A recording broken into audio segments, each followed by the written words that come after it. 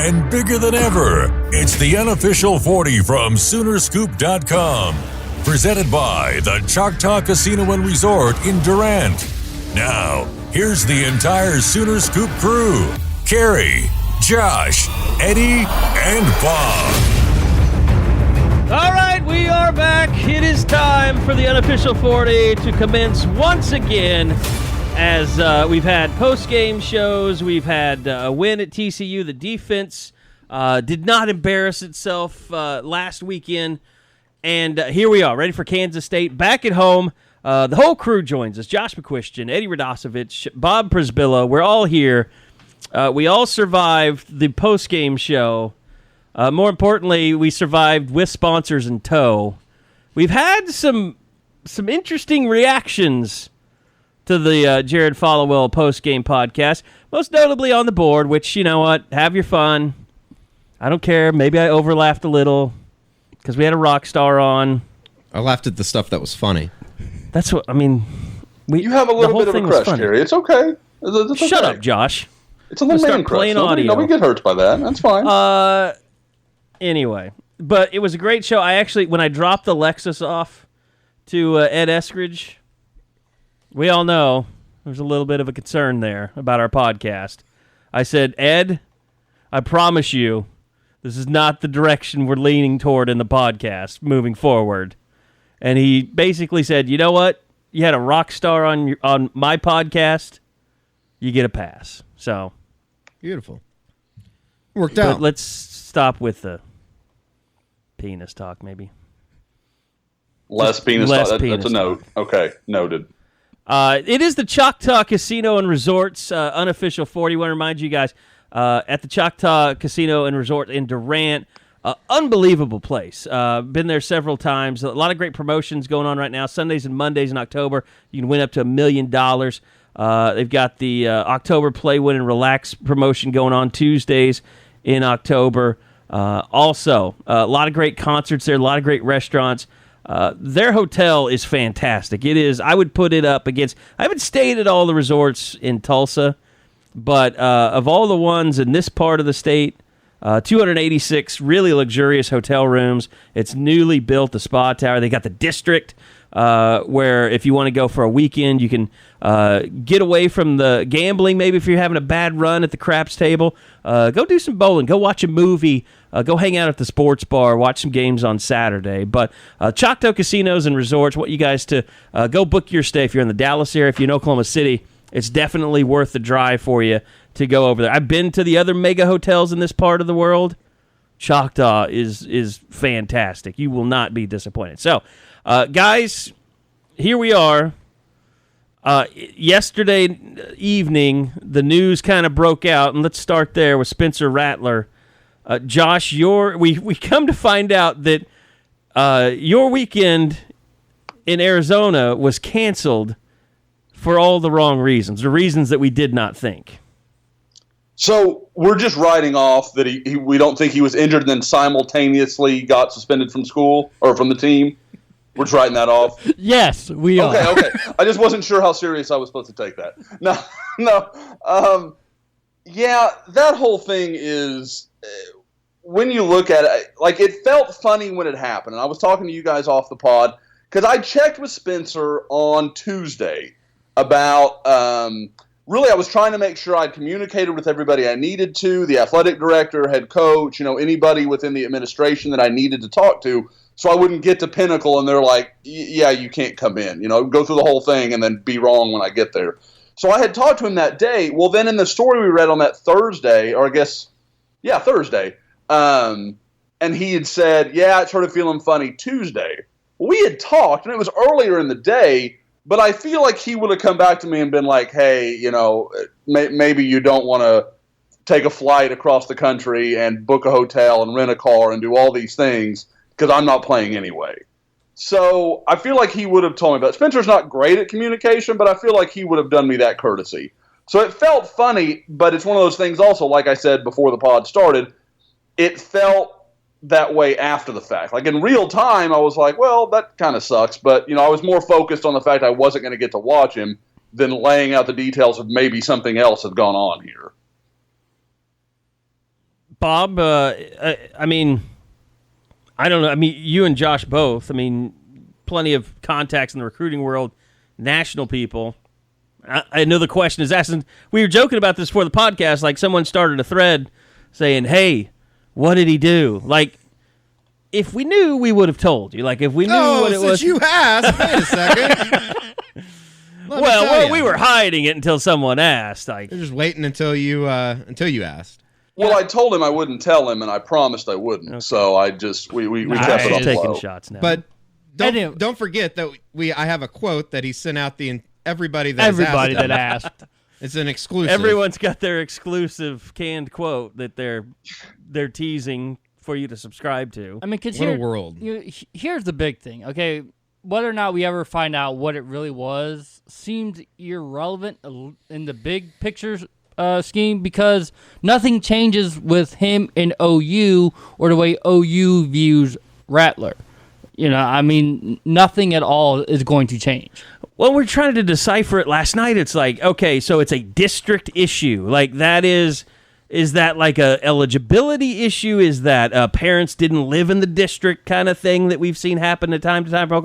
But the way it was worded, it wasn't like a district office issue. It was just it was worded in a way that makes you think it could have been disciplinary internally, kind of. So sounds like something happened on a district campus is the way it kind of read to me. Yeah. And I mean, use your imagination to whatever you want. I'm trying not to speculate, but it's hard not to. It's hard not to. I mean, it's hopefully it's not anything, with.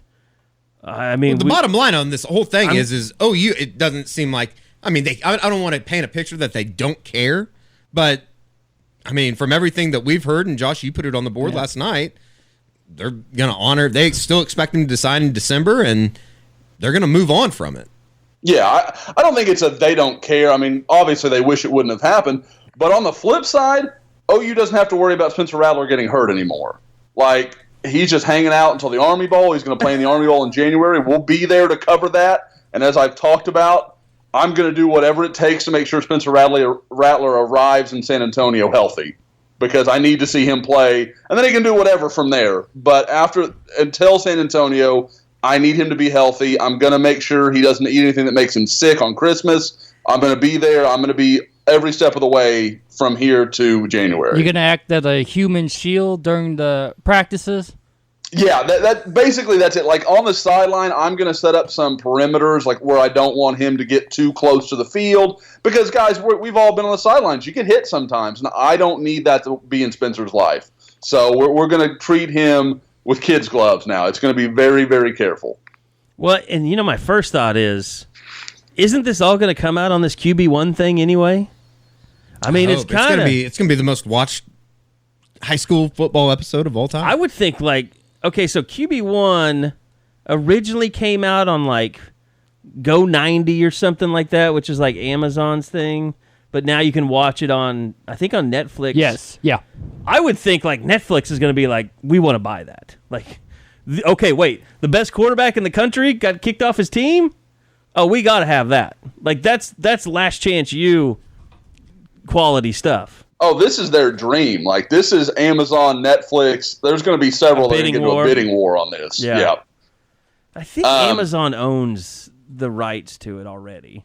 Like, okay. I think they're the ones that put this. So it's going to be a coup for them. Yeah. I, as the resident Jeff Bezos expert, because I read one Amazon book, he's not selling it. Okay, he is not selling that to Netflix come hell or high water. They want him to buy the Seahawks, by the way. He and Pete Carroll, I feel like there could be some issues. Bezos is a little, high-strung, and Pete's not. So I don't know how that's going to work. I don't know if you own Whole Foods, can you be high-strung, though? Maybe. That's the least high-strung place on earth. Should we have a moment of silence for Paul Allen? All right, thank you. That was a good moment. What did Paul Allen do to you? He's just rich. You can't feel sorry for people that die when they're rich. Yeah, like Steve basically, Jobs, Paul Allen. Steve Jobs. Eddie's raw about the lottery. I was convinced that I was going to win. He was never going to see us again. Eddie, that was it. Eddie, I was so surprised. Like, you just assume that anything to do with gambling or money changing hands, Eddie knows about. Like, Eddie was the first person I ever heard mention Venmo. Like, I had no idea what Venmo was, but Eddie always used to do Venmo's open. And then he became a radio star, and now he doesn't need to beg for money on Venmo.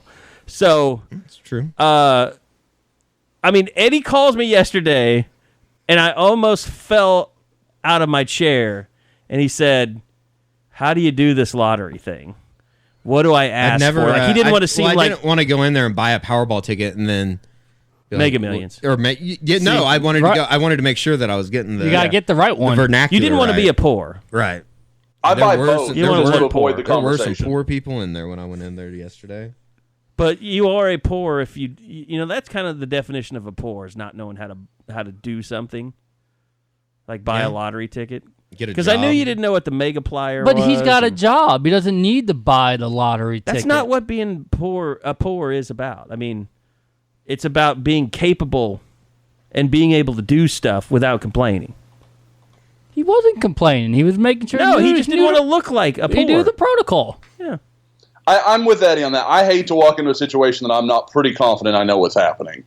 Like, I don't like looking stupid. That's probably one of my few things. I'm not complaining about it. I'm just trying to figure it out. No, I was glad that he could lean on me. I thought I'm glad that I had something. I was going to give you some knowledge. I was going to give you $100K. That's right. You just lost out on $100,000. I was going to buy you 2 Lexuses. And I was going to give you $100,000. And the Eddie, Lexus I want cost $100,000. I'm The sorry, what? Josh. Eddie thought he was in a safe space, in a trust tree. Like, he thought that this was a private conversation where he could lean on you for a little help, and it just gets aired. I mean, would you have like gotten a driver? A driver? Yeah, like it got a limousine and had Chauffeur? someone drive you everywhere. Okay. Yeah. Like, the question is, I feel like, and I do believe Eddie would have sent you the check, Carrie. I do. Does Eddie ever bother to call you ever again, though? Like, I feel like Eddie just looses of all of us. No, I don't like, think he's so. just done. I think if Eddie if he had won last night, we would never We would hear not from be him doing again. a podcast today, I can tell you that. We might. You, but not. Yes. Yeah. Eddie would be like on Pebble Beach on the 3rd hole right now. Eddie would have bought Pebble Beach. Maybe. I probably would be in Vegas right now, to be honest. I probably would have flown out there this morning or late last night. You would have sent me the check before, though, right? I don't know. You guys probably wouldn't. I would be doing a lot of extracurricular activities. Yeah, let's not get into it. Did you have any numbers last night? It wasn't even close. I saw some guy had every number but one number less. That's interesting. Like instead of 5, he had a 4. It was 4. Yeah. Oh, that'd be that hurt. aggravating. At least I knew. Like, I looked at it, I was like, all right, I never had a chance. So did you guys, did you buy multiple or do you buy one? Like, my one ticket's good. I bought $20 worth. I went to a website that listed like all the numbers that had been drawn the most in recent years versus least versus you did combinations. Like 14 and 28 show up a lot together, or for 3-number combination, which you only get $10 for 3 numbers, so it's really stupid. But that's the thing. Like, I have 2 numbers, but you don't get anything for them unless you have the power or the mega ball or whatever. Anyway, no, I spent $80 in total, and my ones from Texas didn't win either. I didn't know if that means I had to move to Texas if I won. We're all back here. Yeah, you're talking to you about our lottery. Next, guys, let's talk some fantasy football for everybody. Let's talk about our fantasy football lineups for the week. So, I think moving forward, do we put Rattler to bed? He'll show up at the U.S. Army game.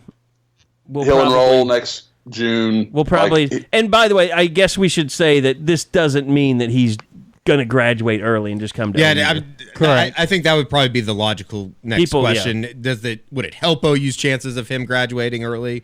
The the way I understand it, Josh or Bob, it just doesn't seem like that can be the case.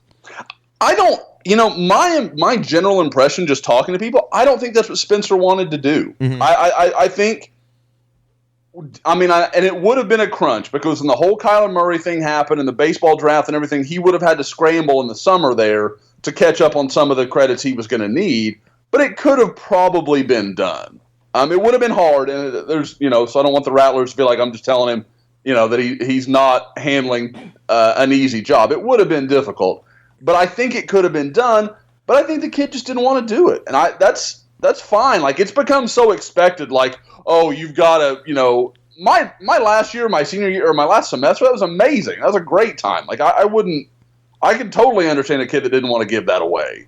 So, and I'm sure he's got a lot of confidence that I'll still come in there and do whatever. So, yeah, but I've got to think he's just now rooting for Austin Kendall. There were two reasons why I thought. One, it's quarterback, and outside of Tanner Mordecai, most quarterbacks try to come in very early because that's the position you need to do that. The other one was that tweet when he said it was his last basketball season. If he's going to stay for that second semester, the natural inclination was, he'll play basketball. But if he's not going to play basketball, that made you think, that's because he's not even going to be there. Did you think that was Spencer having some fun with people? Like, I feel like he knew how people were going to take that. Yeah.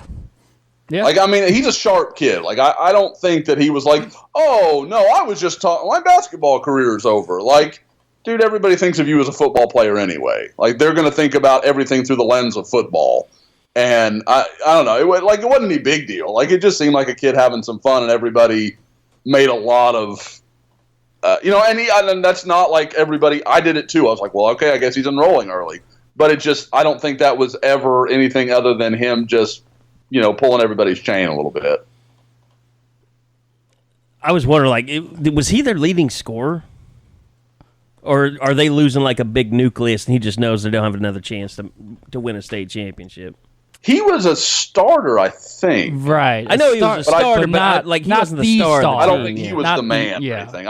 I almost want to say they had a couple kids that, I don't think they had like an elite kid, but maybe a dude that went to Northern Arizona or something like that. Some good high school basketball players. By the way, Big 12 Basketball Media Day is going on in Kansas City. As you can see and hear, none of us rushed up there to go to it. Every practice is a media day in Norman. Every practice.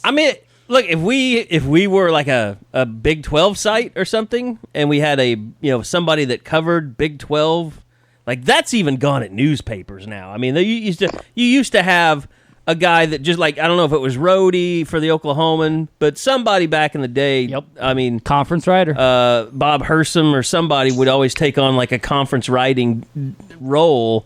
That's disappeared. That's part of what you've seen disappear at newspapers. We certainly, I guess Trotter might be the only kind of conference guy, but he's really a national guy now at ESPN. But he was a Big 12 football writer. Jason Kersey was a SEC writer was it SEC or The Athletic, wasn't it? Last year, yes. Last year. Now he's back covering OU. There's just, I don't know the need for conference media days anymore. The only person I saw a tweet from there was Dennis Dodd, and that's because he lives in Kansas City. What's your fault for following Dennis Dodd? Do you think they set it up I was on the waiting street for just so it. they knew they could get Dennis there? They're as having close it as in possible to his Kansas house. City just to Yeah, make sure Dennis Dodd it's like the local high school. They're like, what school does Dennis's kids go to? Okay, we'll set it up there in their auditorium. It'll be great. He'll show up. They're having it at the Sprint Center, I think. Yeah, that's where it's been every single year that I can remember. Just breaking, Kansas won't play Silvio D'Souza in midst of pay-for-play accusations. But yeah, the Sooners brought Christian James, Rashard Odoms, Shimoni McNeice. I've talked to those guys probably God, Rashard Odoms is still here. more than once already during the preseason. It just doesn't make sense on our end to do anything. Eddie, this is the year for Rashard Odoms, right? He's going to be the man, 20-10. I wouldn't say that. I think they're going to be better than they were last year, though. I'm not kidding. Wow. I felt like I set Eddie up for something, and he just went real, straight line about it. Yeah. Okay. I have no It's qualms. such a weird. it's just such a weird thought process thinking about last year because it really was like 2 different years. I mean, you had the beginning of the season and the Trae Young effect on college basketball. Then you had that OSU game and the back half, and it just all went to shit. Do you guys remember us having the conversation like I don't think OU is a Final Four team, like because they got to like number 4 or whatever. Yes, like they're right. not that good, but like there's no way in hell we could have seen how bad it would go. I mean, it was to the point where like, why did the tournament even put them in? Yeah, and that was the strangest. I remember, Bob, you went to cover like the watch party, and it was just the strangest deal. And everybody was making a big deal about how nobody even went over to Trae Young after it was announced and stuff. And it's just like, okay, this season jumped the shark a long time ago. I just felt it always seemed like his only friend on the team was Chris Giles, a walk-on point guard, who, by the way, is no longer part of the team for this year. now living in Atlanta. He could be. Yeah, but it'll just be nice to be past. I mean, it's really weird to say that, a guy that's vying for Rookie of the Year. It'll be nice to be past. They played 3 games. It'll be nice to be past the Trae Young era. I just think as more time goes on, it'll be remembered in a much more positive light, but there's still just that love-hate thing, at least for this year, for sure. I don't think he'll ever duplicate what Blake Griffin's done in the NBA. If that makes you feel better, Eddie. He could be very good, but, I mean, he's played 3 games. He can be very good on a very terrible team, and I don't know what that means. Taurean Prince is their best player. Atlanta? Yeah. Yeah. Trae Young might be their best player. Well, I mean, outside of Trae Young, I mean, they're terrible. Their lineup's awful. Okay, back to OU football. Kansas State coming up this weekend. It has been, I don't know, guys, let's just kind of talking about Lincoln Riley, and everybody's kind of been asking me, like, what's the temperature of the team? What's the temperature of the defense? How are they reacting to last week? And I don't know about you guys, but I really feel like even Lincoln Riley's kind of taking a cautious approach heading into this game. How so? Just, he's not trying to sell, do a hard sell on the defense improvements. I mean, like, not trying to say anything's been fixed. Yeah. Not really going out of his way. It's almost like he's walking on eggshells. He doesn't want to claim, this or that, or this has been fixed, that's been fixed. It just seems like, hey, TCU was a good first step. We've got a long way to go. Yeah, I think that's probably a fair way to say it. I think that they know that if they say anything, over the top, that nothing's really going to be proved this week either. Kansas State's running an offense from the 1980s. I think it's going to be a bloodbath. Which OU had a problem with when they played Army. Yeah, they did. Right. It's not as complicated, though. And they also got pushed around against Texas. Sure. I mean, they're going to have to cut. They cannot allow Mark Jackson to play on the edge in this game. You wouldn't think. I think you'll see a lot more. I think you'll see a lot more just pure 4 down front. Yep. Yeah. You'll go a lot more. But, Gallimore got his butt kicked in that Army game up front. And this is an offensive line. I think they return all 5 starters, don't they? Yeah, and they've got maybe the best tackle in the country. I mean, this is an offensive line that's going to be able to put. I'm concerned for OU about this game. I think it's going to be a bloodbath. You could be, have some concern initially, but what if it's 21-0 going into the second quarter? Well, yeah, if you get, that's the one way you get it into it's a blowout. over. Yeah, because if you make them have to, like Army, they got to stay on track, use their game plan, hold on to the ball, keep it away from OU. There's a blueprint on how to win this game if you can't Kansas State, or at least make it tight. I'm just saying, I don't buy that. I don't think you can become a physical team overnight. And up front, I still think this team has. Now maybe Dylan Fa'amatu is healthier now. Maybe Q Overton can help out. Tyrese Lott didn't play a whole lot last week. I think Robert Barnes is going to play much bigger role. Yeah. As the big safety compared to having someone like Buki. To me, that's a concern. The physicality of OU's defense. It's definitely going to be a check just in that, did they learn anything from those games prior? And, I agree with you in the fact that they aren't. It is what it is. You can't just expect them to be physical all of a sudden over the course of a month. But it's going to be, I don't know, it will be interesting to see what kind of fight they have, especially after being called soft.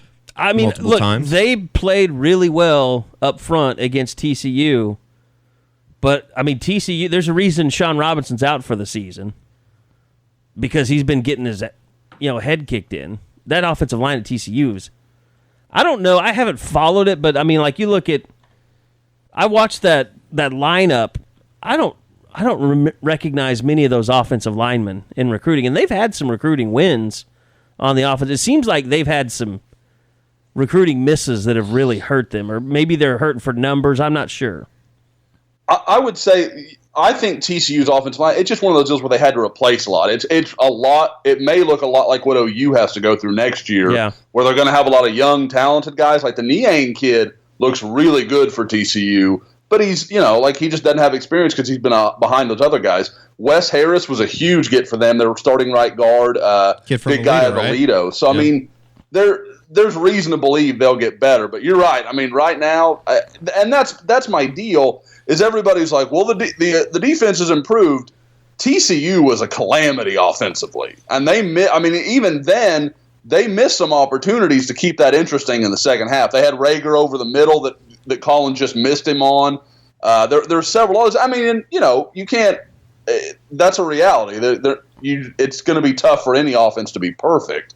But – like when they face Tech in a couple weeks, Tech's going to make those throws. They're going to have to get that right. And I think this week is interesting, mainly from how much can OU simplify things, and will that make that easier for the defense to understand? I think we'll get it may be the first true kind of litmus test to say, okay, this is what was done previously, this is what they're doing now, and see how different that looks. Because I know Bob's got a Ruffin story coming that I need to load up, just talking more about how much they're just cutting things in the middle of the week and saying we're only going to run what we're comfortable with.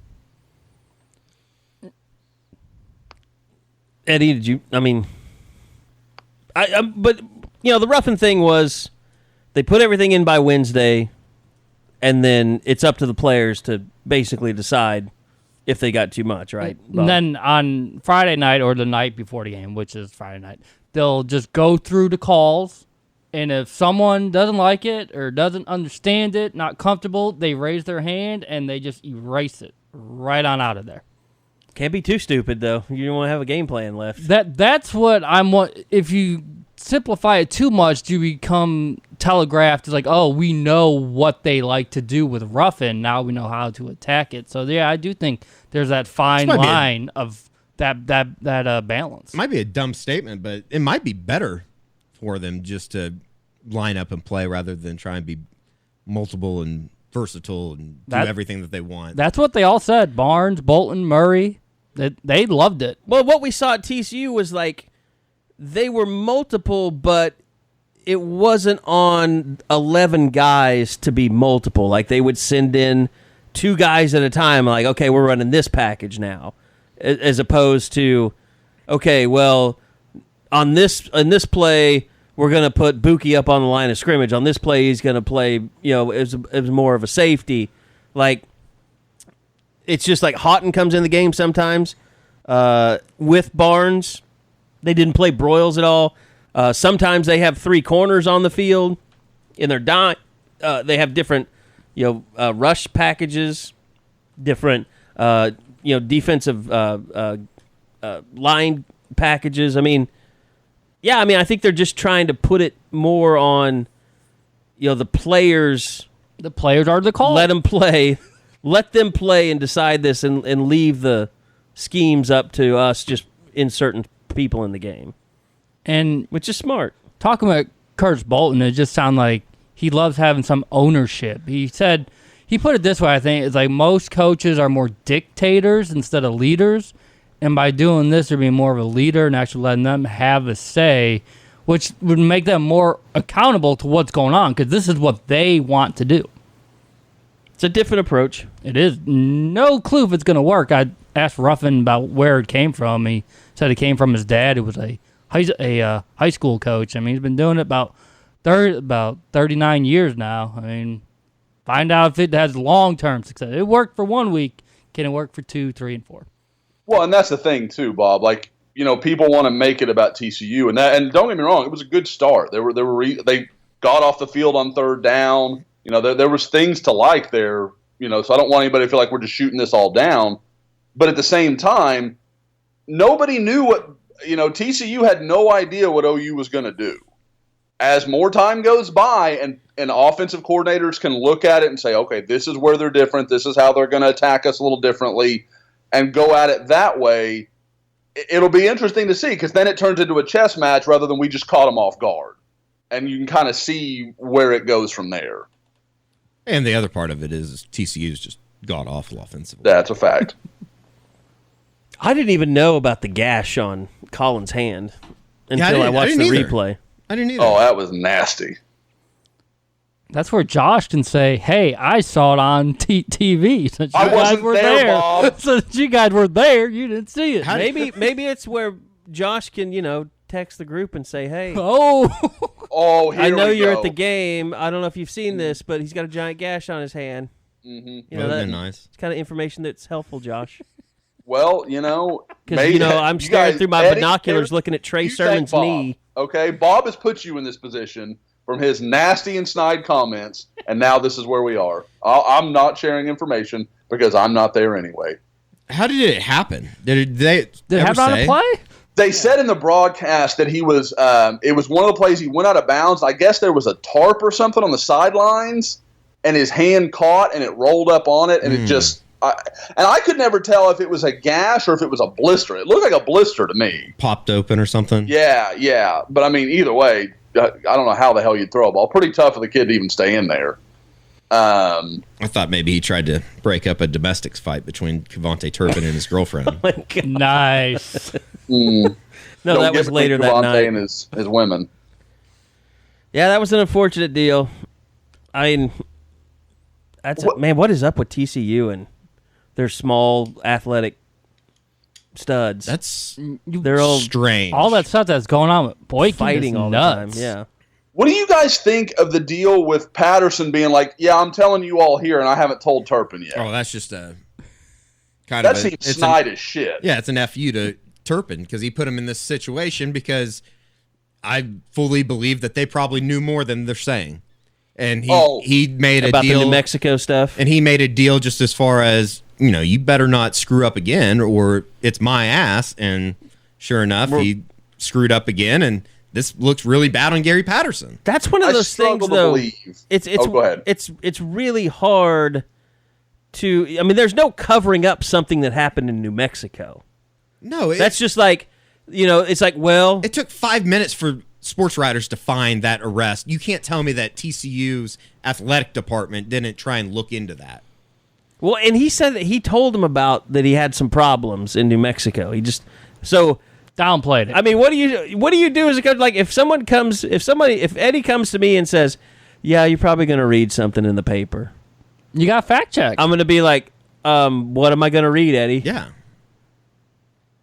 Then he downplays it. Then someone. And if you say, "Oh, I broke into somebody's house," I'm gonna say, "Oh, okay, Chad Kelly." I'm sure that's it. There's no way that they weren't like, okay, like if somebody comes in and it's never been a problem before and tells you like, okay, I had a little problem in New Mexico. Okay, what did you do? Did you was there a flat tire? Like what? I mean, like, but there's no way that this guy who's had 2 incidents in like 4 months. They had no inclination to ever believe that he was ever in trouble. Like, and if that person comes in and tells you that he had some trouble, you need to get on that. And like, if it's an incident with police, you're going to want to call that police department. Yeah. So it doesn't really add up. And what was he doing? That whole thing confuses me. He's from Louisiana. He plays football in Fort Worth. What the shit were you doing in New Mexico? I got good Mexican food there. Must have gone to the Red Rocks or something. He's a big ski guy. It could be. I love New Mexico. It's awesome out there, and not terribly far from where he was. But Ruidoso? I don't know. I can't get my head about what he like. Who? I've never heard of a college football player being like, "Yeah, my downtime this summer, I'm going to hit up New Mexico." What? I love turquoise. And Maybe Landry Jones didn't go to New Mexico in the summer. Have you ever seen that staircase? Maybe he just loves New Mexican art. He likes the four corners, Likes or the four states, corners, all touch. likes roaming around in the desert, shrooming, rolling. He loves plazas. Maybe he was a huge Young Guns fan. Maybe And he Is was, that where it was shot? maybe in he was New on the Mexico? Breaking Bad tour. Oh, yeah. Seeing all the places Walter White killed somebody. I don't ever want to go on that. Like, I loved Breaking Bad. I don't want to go on that tour. I don't understand that. Like, it's a TV show. I don't need to be that involved. It's like when we were out in L.A., they were selling the Brady house, and it, like, got into a big bidding war. Like, Lance Bass wanted to buy it. I was like, I don't care about the Brady house. Gay. Lance Bass is gay, though, is what I'm saying. Not that there's anything wrong with that. Just a statement of fact. It's just a statement of a fact. Speaking of things that I don't understand, the Oklahoma City Thunder are 0-3. They're not doing well, but the Boston Celtics are coming tomorrow night, and you can get tickets on SeatGeek.com from $22. I'd go see Kyrie Irving. I'd pay $22 to go see Kyrie Irving and Jason Tatum, and I don't know about Gordon Hayward.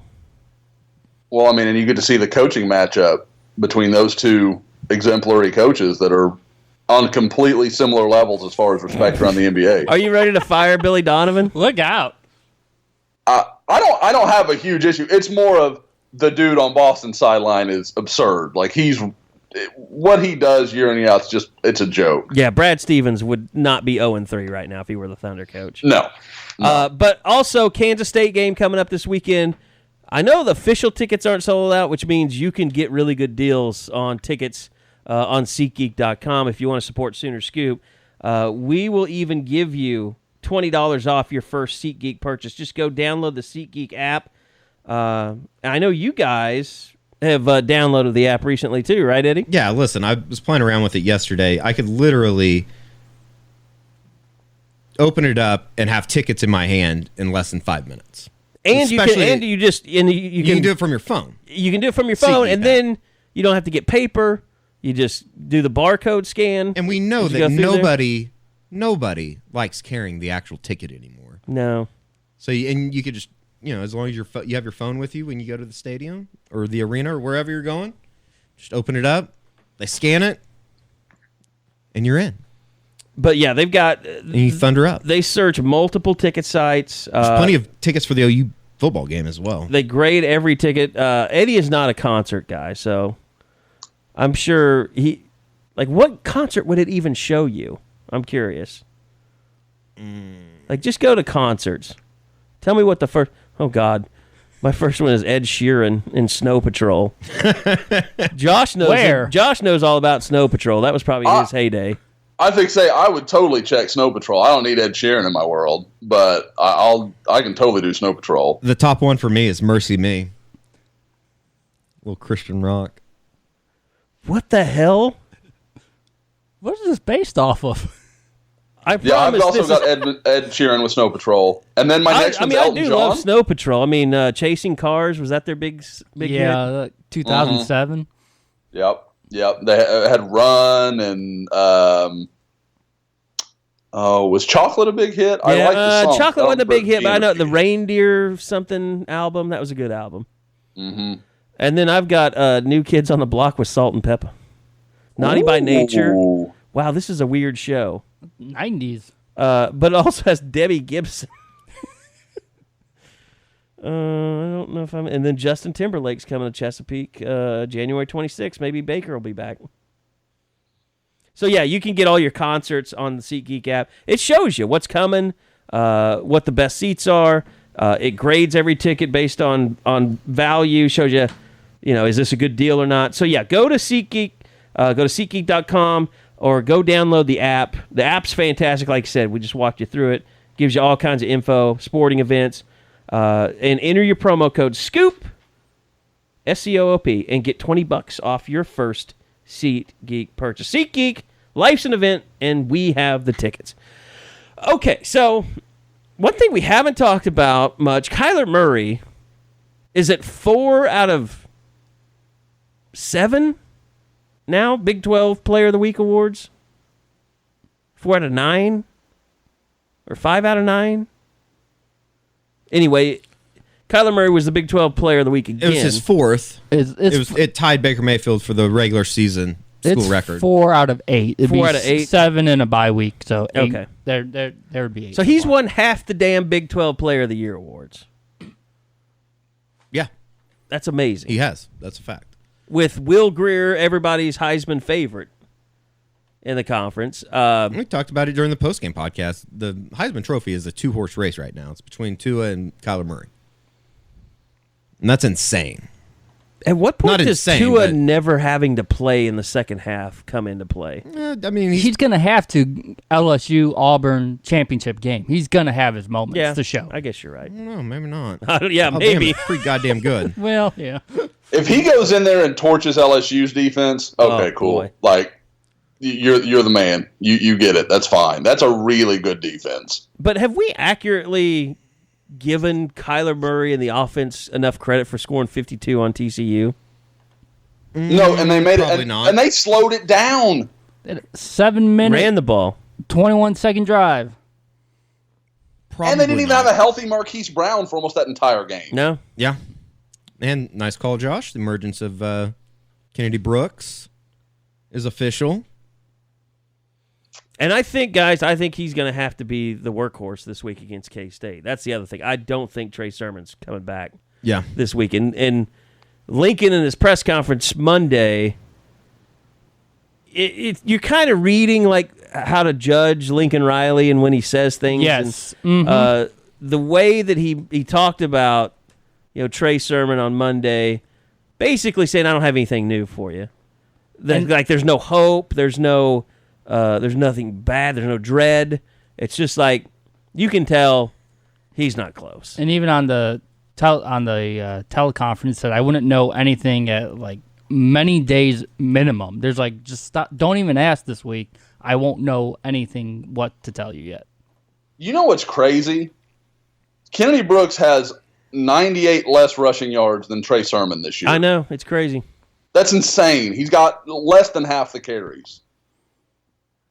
So who picks up the slack? Who's going to be the other guy? Is it Pledger or Sutton? I think it'll be Sutton, unfortunately. I mean, I would hope that this game would serve as a battle for the number 2 spot between, like, give Pledger and Sutton an equal number of opportunities behind.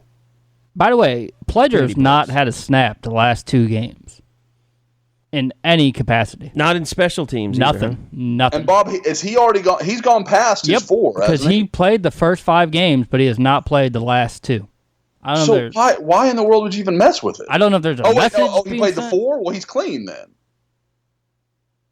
He played the first 5 games. First 5. Okay, Yes. I thought I heard you say 4. Yeah, because okay. you're doing the freshman track. Yeah, and he hasn't played the last 2 at all. I don't know if there's some message being sent to him, or if it's just the way the game is working out. Any moments for him to get snaps. Into TCU, he could have come in. They sent Sutton in. I guess so. Of course, Sutton got hurt too, and so maybe they're just kind of like trying to keep him involved and giving him, because there haven't been a lot of opportunities, like Eddie said, for backup reps. Right. So maybe they're just trying to get Sutton healthy again. But I mean, look, his red shirt is burnt. They're going to need to play him some this week. Yeah, well, and it makes you wonder if they're just not comfortable with Sutton and Pledger, because who did they start sticking in the backfield last week? Marquise Brown. Like, I get the idea, like, we just want to get the ball in his hands. Like, I certainly understand. I think it's a great idea. But at the same time, like, you've got to know there's only so much wear and tear that guy can take. Like, you don't want him fielding the ball with linebackers near him. Like, a corner, okay, like, that's fine. But you can't have that dude taking a lot of big hits because he's just not going to live in that world. Well, and he didn't on Saturday. Yeah, I mean, that's not even to say, like, see, I told you. It's just the numbers add up. It's the same thing we talked about with Kyler in the preseason. Like, OU has to be careful when they call runs for him because he's not going to be able to do that 25 times a game. But, I mean, overall, I think we're seeing more out of CeeDee Lamb, which is good. I think you're starting to see him progress a little bit more. It was interesting. They ran a fourth down play, and it was like 2 yards, I think, and they were in TCU territory, and it was a slant to CeeDee Lamb. I thought that was kind of interesting. Like, that showed a lot of trust in him. Yeah, he's getting to the point where if you throw it in his vicinity, he's usually coming down with it. Like, he's becoming that's a good point. He's becoming a dominant receiver, a go-to receiver, if you will. A guy that, Marquise Brown is great, obviously, but I don't know if it's 4th and 5, I don't know if you would obviously you could throw the ball to him and try and let him do something in space, but I would almost feel more comfortable, and especially if you have, it's a little bit of a reverse of what we've seen with OU and big wide receivers defensively, as opposed to you can throw him out there and he can use his body to go get it. Yeah. Well, if it's tight coverage, I'd rather the ball be to CD, just because he'll use his body. Like, he's so good about getting himself between people, the ball.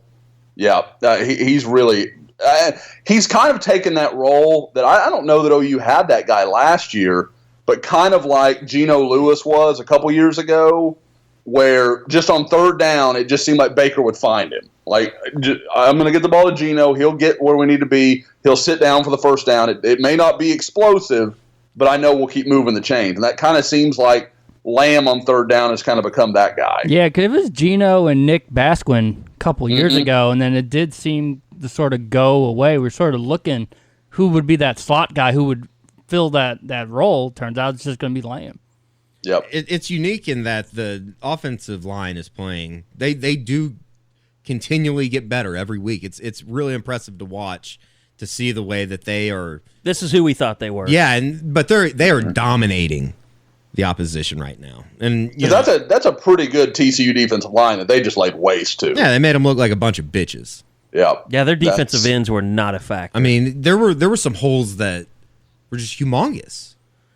But was lying. I don't know what test Cody Ford's going to take that he can't pass at this point. Because if he can handle a speed guy like Banagoo, what question do you have? Yeah, like Banagoo was lined up so far off the line of scrimmage, like not backwards but sideways. Like, I don't know if that if that really showed on TV, but he was literally like 7 yards outside probably the five gap.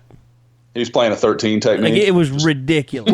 Which is why Cody got that penalty, because he was standing right. He was standing straight up. I mean, he wasn't even pretending to be in a stance, and he just happened to be a little too far back. But no, the offensive line, they deserve all the credit in the world. They're playing fantastic. And the other thing is, like, I think Ben Powers is now finally healthy. I don't think he was healthy for a long time. I don't think the entire season he's been healthy. And you know what you don't see anymore? You don't see Drew Samia just having a bad play here or there anymore. I thought that was his best game easily. He had a block, and I highlighted it in the idiot, in the fourth quarter where they went with a zone scheme, and TCU runs like a stunt, and Banagoo kind of peels off of Cody Ford, and he's going to pick up Kennedy Brooks in the lane. It was going to be a short gain. And Samia comes off his block, picks up Banagoo, buries him, and Brooks goes for about 15 yards. Like, he washed the defensive tackle down, came off of him, left him to Ford, and then picked up Banagoo. Like, it was a great play. It was really, really impressive. All right. I tell you what, let's do this as we're talking about the offensive line, defensive line. Let's get to our Coop Ale Works player to watch this week. Get to the fridge, grab yourself a Native Amber, an F5 IPA, or any of the great Coop Ale Works beers, because it's time to make a toast to this week's player to watch. All right, so Kansas State coming up on Saturday on Owen Field. I think an OSU fan asked me, why do we never refer to the stadium and always the field? It's because Gaylord Family Oklahoma Memorial Stadium is a mouthful. It really is. It's and terrible. Nobody's going to put Gothams in their Gafoms in their article. You know what else is a mouthful? We haven't had a censor on this show I'm yet. scared. Oh, yeah. boy. No, I'm just kidding. I don't have anything. Okay, so player to watch this week. Let's start with Bob. Give Bob some love. Let him start out. You're going to regret that. I'm going Carson Meyer. I was just going to say, I can't believe we haven't talked about Carson Meyer. I'm going Carson Meyer and Lee Morris have both provided a legitimate third option to go with Brown and Lamb. And Meyer, I get it. You just get him more involved, more comfortable as receiver. The work that Shane Beamer put with him what's weird paid is off. Fullbacks have kind of had and tight ends have had kind of an impact. Remember when Gronkowski had the RPO long touchdown in the game that OU lost? Yes. Aaron Ripkowski has had some big moments in this game over the years. Flowers has played well. So yeah, I think Meyer. It won't be spectacular. It might be three catches, but one of them's a touchdown. But they're incorporating him more in the offense. Yes, they are. When he goes out on the field, it's no longer just in jumbo packages. He started the game, didn't he? Yeah, he started. I think he started a on lot the of the offense. games. Yeah, he started a lot of the games this season. Josh, Eddie looks like he's thinking. No, I have one. It's going to be one? kind of a flyer, though. I don't know how confident I feel in it. I'll just go ahead and throw it out there. Depending on Marquise Brown's injury situation, Charleston Rambo will record his first collegiate reception on Saturday. Ooh, I like it. How about that? I noticed he played in the first quarter. He's been getting some run. More and more. Yeah, he's been getting in there more and more. Not just mop up duty. He's actually played in the first quarter. Might be something to ask Lincoln about tonight. Just as far as where they see him? Yeah, if he's making some progress. It seems like he is. We'll see, though. We'll go with Charleston Or he Rambo, could though. just That's say, a- well, like A.D. that. Miller lost his helmet. That's a flyer. I texted you guys on Saturday before the game. I saw A.D. Miller warming up, and I literally had forgotten he was on the team. He existed? Yeah, I I forgot saw he him was a on the person. field after the game. I was like, there's the guy that everybody thinks good because their DBs suck in practice, probably. That was always the thing. A.D. He's the Miller, big is he physical really, guy. they're always talking him up. Are they talking him up because he's a big physical guy and that's what OU defensive backs can't handle? And he just shows out in practice all the time because of that? Okay, Josh, your Coop Ale Works player to watch. Well, I'm going to stick with Eddie in the 2017 class. I'm going to go with Robert Barnes. I thought he had some good moments against TCU, but with the way Kansas State's going to run at Oklahoma, the safeties are going to have to play well, and him being kind of the inexperienced one of the two, I think they'll probably try and do some things to try and confuse him. And if he can, again, I thought against TCU, he showed some signs of really maybe being a guy that can help Oklahoma. So if he can step into that role, and plus with his size and being able to come up and play run, he could be a really big impact guy that maybe could change the way things look from what everybody remembers from the Army game. And I actually put that on the board this morning. Barnes is fired up about this type of offense. Yeah, and, I hate to say this because we all really like him, but this is not a game for Justin Broyles. No. He is not. He should not really see the field much in this game. Is it a game for Buki? No. How are they going to use him? I mean, to me, he'd be a great free safety. But so would Trey Brown. Well, I mean, you're talking about should be two starting corners, but, I'm just saying guys that could be center fielders. Sure. You're living in the world we live in and not my alternate fantasy. I got you. It's fine. I'm going to go on the same line of thinking that Josh is. OU needs a guy to step up to be a physical force. I'm going to go with Neville Gallimore, which seems like he is kind of mentioned in this spot almost every week. Yeah, I thought he played okay on Saturday. Yeah. He did. No, he played better than okay. He was good. Yeah. he was submarining guys. I mean, their run game couldn't get going, and it was because of Neville Gallimore. And he's going to need to do that. They need him to come along. He just narrowly missed a couple of sacks. Like, I mean, he was right in Robinson's face a couple of times. Yeah, he was killing their center. Get him. Yeah. That center had a long day. So, as good as their offensive line is, they're going to have to set it against.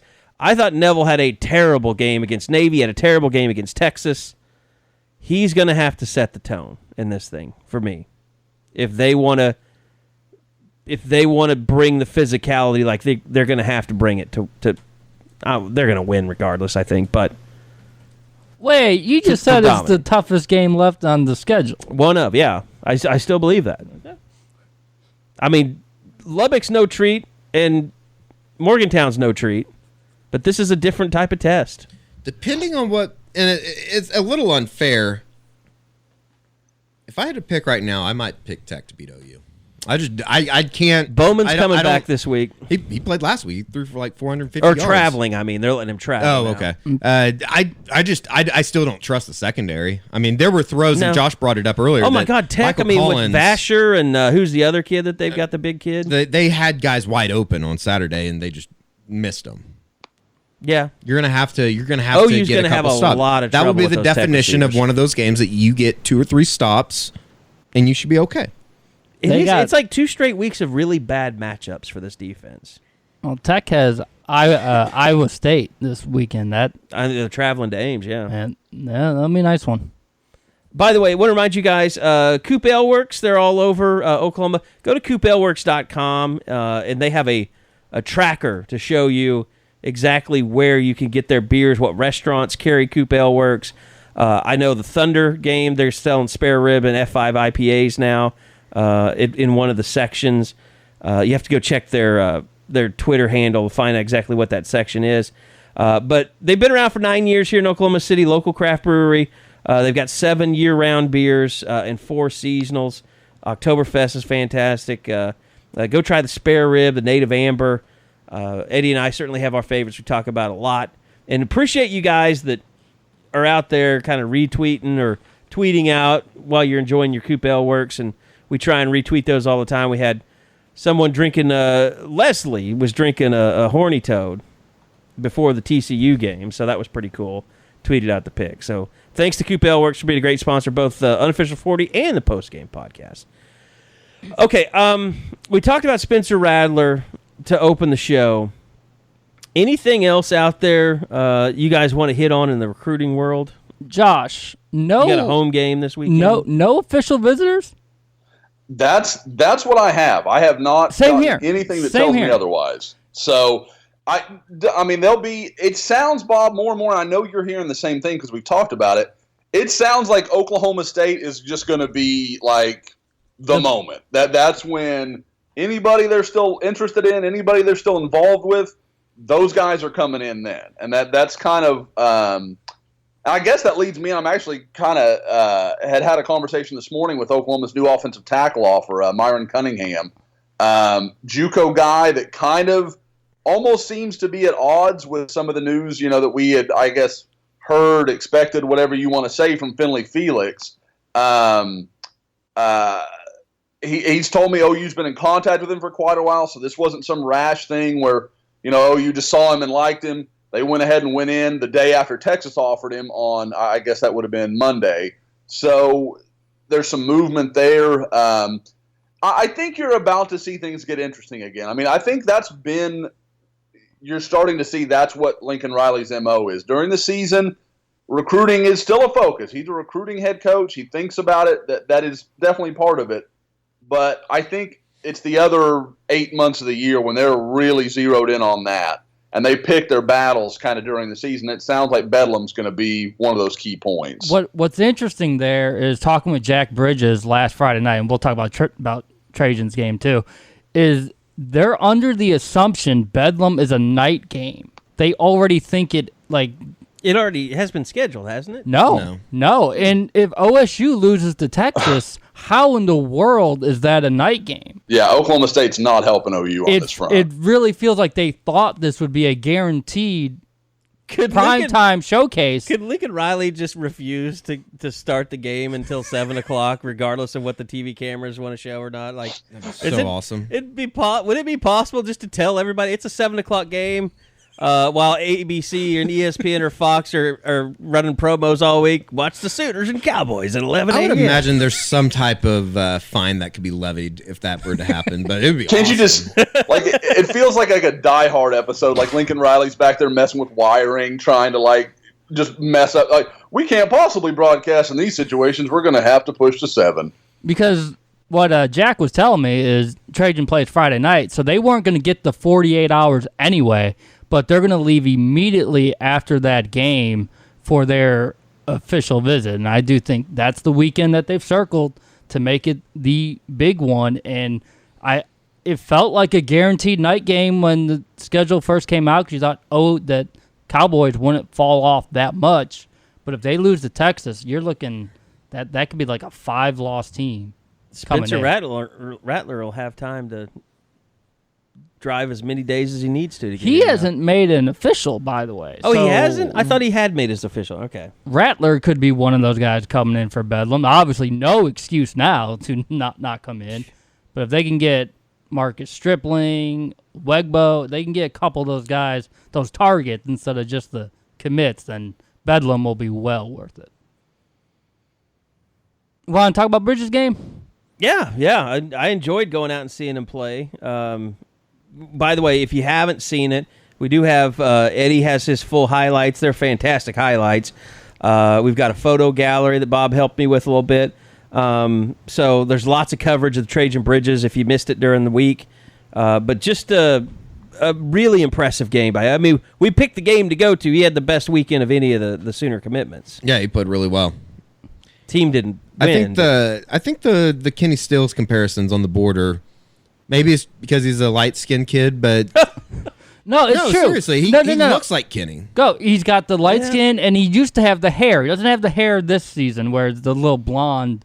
He's longer than Kenny. But that's what everyone gravitates toward. He reminds me a lot of Kenny. Yeah, I can see just that. The way that he kind of carries himself, the way that he runs. I think it's very comparable. Kenny was, to me, he was deceptively fast. He was more of a short strider. I mean, there was a play where Bridges got caught from behind when he reversed field and broke it down the middle. Yeah, he was exhausted. Yeah, I mean, he was doing everything. Third quarter, yes. He was playing defense, too. I mean, he had an interception in the end zone. And it was funny because, like, he didn't play defense a lot, but whenever they brought him in, he made something happen. And then he's returning all the punts and kicks, and even though they won't ever let him catch a kickoff. It was kind of weird. That was really weird. His teammate, I don't. There's no video of this, Josh, but his teammate would Trajan, you get it all the time. In front of him. He would cut in front of him. So not only does Trajan not get it, but now you don't have a blocker because you've taken that away by cutting him at the very last second. It was really weird. But Bridges probably accounted for more than 400 yards when you add in return yards, the interception, return yards, the rushing, the receiving. He had 4 touchdowns. He had an interception on played quarterback defense. Did just about everything that they could. Fell a little short, 38, 35, and that's actually why the biggest reason I picked that game is as good as Bridges is, I'm not seeing them make a deep playoff run. I thought this might be our last chance. I just want to say screw you guys real quickly. Screw you, they're giving him. You go and watch this game, and he goes absolutely bananas. And you're just hanging out. It's a nice, cool evening in Dallas. It wasn't. It was terrible. Eddie was. Oh, was it? Die. Okay. At least it rained on you. Well, let's not forget what you rode to the game in. I rented from National like a Kia whatever. Nobody's forcing you to live in Houston, Josh. It just about fit my shoulders inside of it. Rode 4 hours, sat through 2 hours of rain delay, and got poured on through the entire game. And he had a nice night the night I was there, but you guys literally saw the whole Trejan Bridges show. So it was fun. Again, screw you all. We stuck it out. We got there around 6, and then we're like, I know what man, you're saying. do we even want to be here? And the answer was no. Exactly. No, it was terrible. And- like, I mean, it wasn't like pouring rain, but it was just Annoying. It was annoying rain, and I didn't have a raincoat. Eddie was, I think, the only one that had rain gear, and Bob and I are just standing out there in our regular clothes. And after the first quarter, we're like, oh, what the hell were we thinking? He hadn't done anything. He had dropped a pass. Eddie and I had decided we're leaving at halftime at that point. And then he just turned it on. So And then it stopped. It started sprinkling, and then at about halftime it stopped raining completely. But by halftime, you're right. He had done a whole bunch in that second quarter. yeah. Hey, Josh, you got anywhere that you're going this weekend? Yeah, I know on Friday I'm going to go over and see Alec Bryant, the edge offer defensive end guy in the 2020 class. He's going to go against Ruben Fothery, the 2021 offensive tackle offer that's really got a chance to be a possible 5-star kind of guy. So good to see them head up a little bit. Thursday I'm going to go somewhere because I've just had 2 straight weeks due to one weekend was Tiffany's birthday and the next weekend it was just horseshit luck. But this weekend I'm going to go somewhere Thursday. I don't know where yet, but I'll find something useful to go check out. I'd be very curious to see what you find out with Brian, because that seems to be one of those fringe guys. Is he a take? Is he a wait and see type of guy? My impression right now is that he's probably a little bit like, I think if he tried to commit OU would probably take him, but I don't think they're pushing him that hard right now. I think they want to see how he develops. I think they'd like to get him to a camp, maybe, show up at OU's, Houston Satellite next summer, whatever the case may be. I think they'd like a little bit more of a look. They're definitely interested, but my impression is that there is some differing opinions. I think fans always assume once an offer goes out, well, everybody on staff's on board. Well, that's not always the way it works. There's usually, like, maybe his position coach likes him a lot, but the coordinator's not as sold, or the area guy likes him a lot, but the position coach isn't sold. So there's a lot of conversations that have to go into that as everybody kind of figures out, where do we really see this guy? I would imagine, too, on the defensive side of the ball right now that a lot of those questions don't have answers because you don't know which way you're going as far as staff members, coaching staff members that will be around in 2019.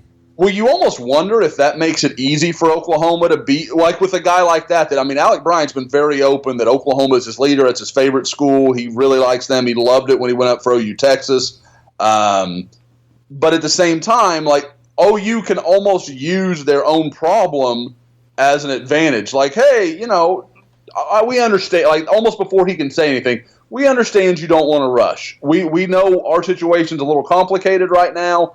We're going to be there with you. They can almost nip it in the bud before it actually gets down the road to where they'd have to make a choice on, where they see him.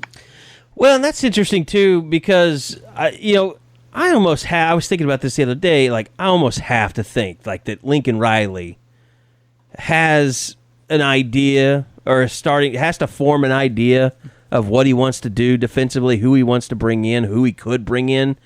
Because at some point, you have to sit down and evaluate your roster and say, what else do we need? What don't we have? What do we need to go after? What do we need to maybe throw a flyer towards? Because, everybody knows they need more rush-ins in the program. That's the one thing that is easy to say. Regardless if you're running 4-3, 3-4, whatever, 5-2-5 or 5-2, you need rush-ins. 5-2-5. 5-2-5 would be, I was thinking 4-2-5. Innovative. The Oklahoma front is what very 5-2 innovative, is called. But illegal. But yeah, look, I think Deshaun White is going to fit in pretty much any defense. But yeah, do you need outside linebackers with what you're going to do next year? It seems like it's going to be very complicated eventually for Lincoln. Or not. Josh, are you there? Did you mute yourself? No, I'm here. I never know. Like, I feel like you want your moment. You just wanted to enjoy it. I didn't want to add in. I don't mean that crap. Like, I just thought I thought you were fine. Well, I didn't think you're you the needed recruiting any addition. expert. I'm trying to throw it to you. Right. That's I'm trying to figure out. Have you gotten a feel yet, Diaco, what he's doing or what they're trying to tell these kids? A lot of their top targets are actually some of the guys that have been the toughest to get in touch with. So it's a little irritating in that regard. It absolutely is, Bob. This has been a weird year where I feel like I'm constantly scrambling a little bit because it just some classes you really have a great. What's the funniest part about it is usually it's the top rated guys that I really have to, because they just have so many people coming at them. It's harder to develop those relationships. I can hit Theo Weiss up any time, and Theo's going to get back to me. And I know he's, the same for you, Bob. Like, he's just really good at communication. EJ, Trajan, all those guys, they'll get back to me anytime. Even Spencer, a kid that I've literally never met, is pretty good about getting back to me when I need something. It's the random guys, like Jonathan Perkins can be tough to contact. Like, I mean, there's weird things. And with Perkins, that's kind of the guy that you would expect, okay, maybe he's had some contact with Diaco, maybe there's something there. But I can say in talking to recruits, I've not heard his name come up once. And that doesn't mean anything because, like I said, a lot of the guys that I feel like would have something to say, I haven't had a chance to talk with. So I don't know how to gauge that yet. But of the guys I've talked to, I've never come out and been like, well, what do you think of Bob Diaco? Because I really want it to be something where they're not just answering something because I've asked. I want them to be able to tell me, I thought, he reached out to me last week and I thought it was an interesting conversation rather than, well, what do you think of Bob Diaco? Well, he's interesting. I want it to be more natural. So I don't know. We'll see. But so far, no feedback on the Diaco world. Diaco world? That's a weird thing to say. Well, everything about Diaco apparently is weird, so I don't think. I just want the pasta. I've heard he's got a great pasta dish. I'm interested. I'm here for it. Goddamn saint! You guys better watch your mouths. Eddie, has he been given the lifetime? What? Lifetime contract? Lifetime? Not yet. Okay. Not the channel. Although maybe he feels that's a good way to market. I don't know. Well, our last podcast guest is definitely a Diaco fan. Jared's in love with him. He is a handsome man. Yeah. I mean, he's definitely not a guy that you would feel bad about representing your university. I mean, he's gonna look good on camera. Speaking of our last podcast, we haven't done this in a long time. It used to be kind of an early staple of our podcast, the ratings and reviews.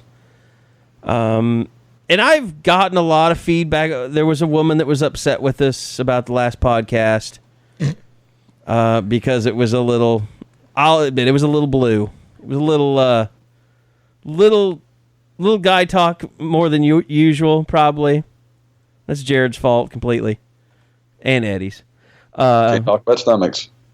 Actually, Eddie's bad, but when you get he and Jared together, it unleashes the storm. Now, to be fair, who brought those two elements together? You knew You're both blaming me well. for the electricity that happens, but you knew what you were doing. For what they said. You know both parties well. You knew where that was. Yeah, I may have been the guy in the corner poking with a stick. So I knew there was going to be betting the cum line and poking people with sticks. I knew that there was going to be a little bit of blowback on the ratings and reviews. We got our first 2-star rating on the postgame podcast. Outstanding. Which I really appreciate this dude too, because a lot of people are just cowards when they do that and they won't leave a review and tell you why they voted, a 1-star or 2-star. Bill, and the other thing I like is you can look and see who else these people have rated on iTunes, so you get a little snapshot into who they are. So Billawegian, Billa WJN, gave us 2 stars. This is for the postgame podcast. Bill WJN. That's his Bill name? WJN, I believe so. Okay. Actually, would you like me to say this one and read just some nice ones that we've gotten recently? No, I don't only want to hear the bad ones. Okay. So Billa WJN, 2-star rating. This needs to have an E for explicit. There's a lot of cussing. Oh, no. F and S words. Oh, not the S word. I bleep out the F words. Also, sexual innuendos are used throughout. They're all funny. Moreover, they admit to drinking alcohol during their podcast. Oh, no. Could be an excellent podcast with the access they have to the OU program. Unfortunately, they act like high schoolers, despite many of them being age 40 plus. Many? Yeah, many. One's 40 plus. On that entire podcast. I mean, I'm knocking on the door. I'll give you, but Is that it? Yes, that's That's what he said? Yes. That's all right. Bill at WJN. Hey, Bill. Yourself. Bill's not our people. That's okay. Like, he doesn't have to be. That's just not like. You know what? None though? of the complaints you know he what, raised, though, I was Josh? like, yeah, we should work on that. You know what, though, Josh? He's going to download this one, and he's going to listen. Well, he just become a star. He's a iTunes reviewing star now. He's also reviewed. He's given 4 stars to Discover Mobile. He's given 5 stars to Louder with Crowder. What is that? What? News and Politics Oh, podcast. Jesus Christ. Oh no! Let me go to Louder with Crowder to see if. I think I got a funny feeling. I know which way that's coming out. Very conservative. Yeah, there's no way this guy's liberal. But here's my favorite. He gave 5 stars. Maybe he'll pray for me. Reasonable Faith podcast. Oh, my God. I can't get it to pull up. They've probably blocked me already. Then there's some other stuff, but Well, that's okay. All right. he did give the It's noted. GIFX app 1 star. So there's actually one thing out there he's given a worse rating than us. But yeah, if you want to, the Unofficial 40 podcast on iTunes and the Eskridge Lexus postgame podcast, make sure you subscribe to both of those. Like this afternoon, as soon as we upload this to our host, if you're a subscriber, you'll be able to get this podcast faster than everybody else. So Can you yeah, make imagine sure living you in a do. world And like rate that review. guy lives in? I'd be Right? so triggered now. Where people don't curse F and S. and people drink? Yeah, I thought the FNS was a legit complaint, We're not drinking and driving. but Do you know what I took away from there's no that? FCC for podcasting. Do you know what I took away from that? Kerry just needs to let the Fs fly. Yeah. I mean, people know Because what we're it saying. clearly anyways. makes no difference to him. If you're going to Kerry goes through criticize the trouble better. S's, Yep. then might as well just leave the F's. See, you're I mean, if you're they're trying the to same, start if a board the lead revolt. is the right same now. as the word, then just let the word be. You're trying to start a revolt, and I don't appreciate it. We don't do that many Fs. There's maybe 2 or 3 a pod. Maybe. I think I said 3 on the post game. This might be a little harsh, but Yeah, I hope, we were a little. I hope Bill's not that one got a raising little out of children. hand. I hope Bill's not raising children. Because those kids will get made fun of. And I hope not. I hope that doesn't happen, but Yeah, you do. I do. I kind of do. So Kansas State coming up this weekend. We'll have the post game show out on Saturday. There was some bitching I wanted to address on one of the reviews as well. Someone complained that they wanted the post game podcast out faster. It's just that's not realistic. There's some things that I think that we could do better. I honestly don't think that That's not been an issue. we've gotten that out pretty quickly. We've Well, got he it. gave us 5 stars, but he said Yeah. lose the post game name or put it out earlier. Eskridge Game Review Sunday edition or something. The podcast is great. Look, we drove all the way back from Fort Worth to record the podcast Saturday night. It was up by noon on Sunday. It needed a little bit of editing, and Carrie kind of needed some sleep. But generally, when we're at home, they're going up late Saturday night, or because we're not recording them until we can't record them right after the game is over. We have to write stories. We have to do interviews. I have to do a radio show. I don't think people realize after the game, it's 1 hour of press conference and interviews. Yeah. It's a long time before you even can get a chance to do anything. Yeah, you can't think of this like you think of regular sports radio or the sports animal franchise, whatever. There's no immediate post-game show. Like, I know it's the sports animal, like Al and Jim, they're headed to the post-game show before the game even Exactly. ends. They're not there So for they can any be of on it. the air right when it Right. ends. Like, they're not going to interviews. They're not going to the press conference. That stuff we have to do, and Bob has to write stories. Eddie has to edit video. I have to do my post-game show. And then when all that's done with, like 3 hours after the game ends, 4 hours after the game, then we start our podcast. That's just the way it's going to work. So when you look at Saturday, 2:30 game, we'll probably start recording around 9:30 or 10 o'clock at night. Yeah. And that's okay. And it will probably be up at like 2 in the morning. So it'll be there for you on Saturday morning, or Sunday morning. So anyway, guys, Josh, any unofficial business that you want to hit before we get out of here? No, I actually think we've covered a lot of it. I feel like I talk too much in this pod, so I should just lock myself down. It's Rattler, man. Oh, man. Big Crimson TX is going to be fired up about this. Yeah, there was a lot of Josh in this one. Sorry for the people out there who need less Josh. You don't have any updates for Big Crim on like a 2024 prospect from...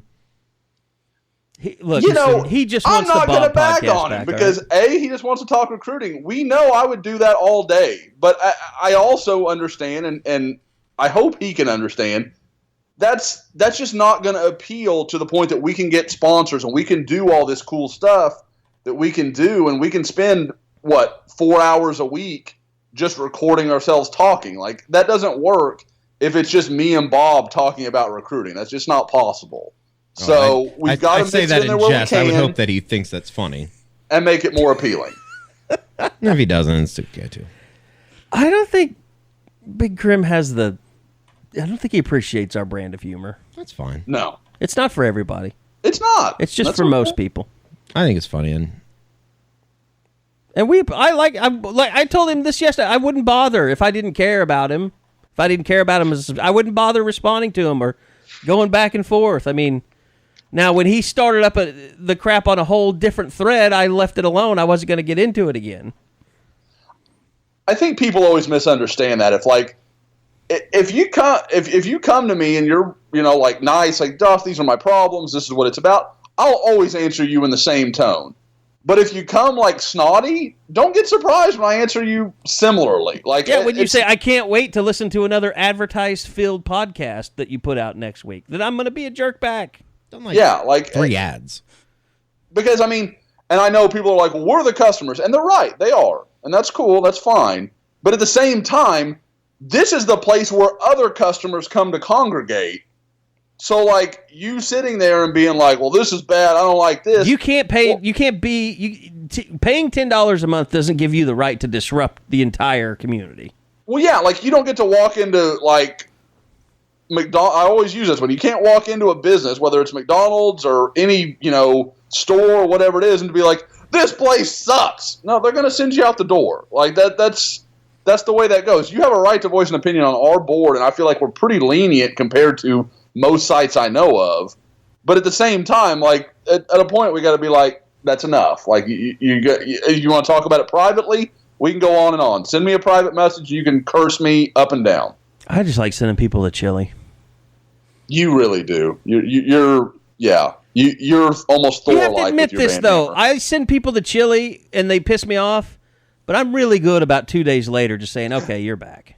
You are definitely, like, once I lay it down, I'm like, it's done. I like giving people 1-year bans and then having them freak out. That wasn't worth a year. I was like, no, it wasn't. But I like saying that you're banned for a year for at least a couple of days, and then I let them back on. Yeah. See, that's the advantage. Like, people, if you get banned by Kerry, there's a chance you're going to get a reprieve. He believes in parole.